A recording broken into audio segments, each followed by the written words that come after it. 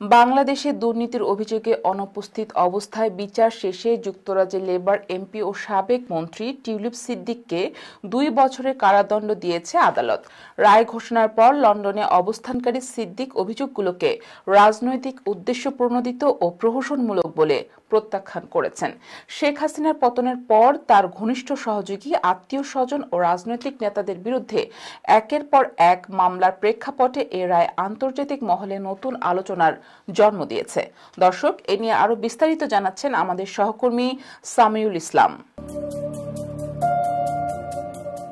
বাংলাদেশে দুর্নীতির অভিযোগে অনুপস্থিত অবস্থায় বিচার করে যুক্তরাজ্যের লেবার পার্টির এমপি ও সাবেক ব্রিটিশ মন্ত্রী টিউলিপ সিদ্দিককে 2 বছরের কারাদণ্ড দিয়েছে বাংলাদেশের আদালত। ঢাকায় গত আগস্ট থেকে চলমান মামলায় আরো 16 জনকে আসামি করা হয়। অভিযোগে বলা হয়, টিউলিপ সিদ্দিক বাংলাদেশের ক্ষমতাচ্যুত সাবেক প্রধানমন্ত্রী শেখ হাসিনাকে প্রভাবিত করে পরিবারের সদস্যদের জন্য রাজধানী ঢাকার উপকণ্ঠে একটি জমি বরাদ্দ আদায় করেছিলেন।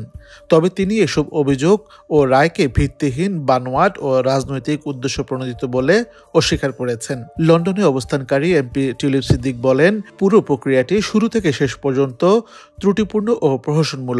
তিনি জানান, বাংলাদেশের কর্তৃপক্ষ কখনই তাকে কোনো সমন, চার্জশিট কিংবা আনুষ্ঠানিক নোটিশ পাঠায়নি। তার ভাষায়, তিনি লুকিয়ে নেই, তিনি একজন সংসদ সদস্য, তবুও কেন তার সাথে যোগাযোগ করা হয়নি? So there's been absolutely no summons sent to me. There's no charge sheet. I've had no correspondence from them. I'm not difficult to find. I'm a parliamentarian. All they had to do is send some papers to the House of Commons, to Parliament, and I would have responded. Tulip Siddique আরও জানান, তিনি ইতিমধ্যে বাংলাদেশ ও যুক্তরাজ্যে আইনজীবী নিয়োগ করেছেন।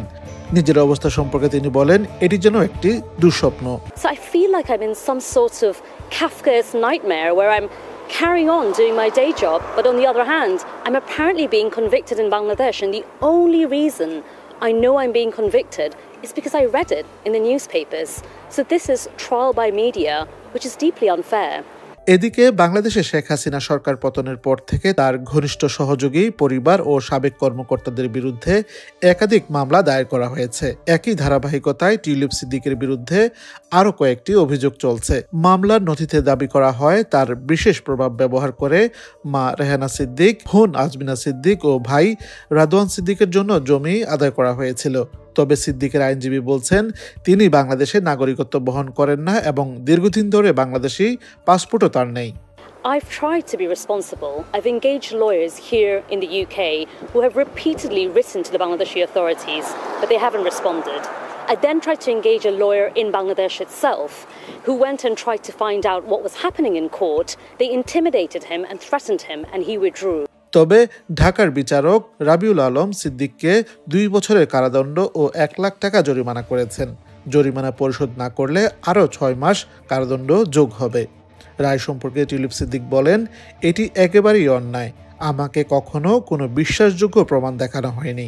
রাজনৈতিক সুবিধা নেওয়ার জন্য বারবার তার নাম কলঙ্কিত করা হচ্ছে বলেও মন্তব্য করেন তিনি। সামিউল ইসলাম, NTV ইউরোপ নিউজ, লন্ডন।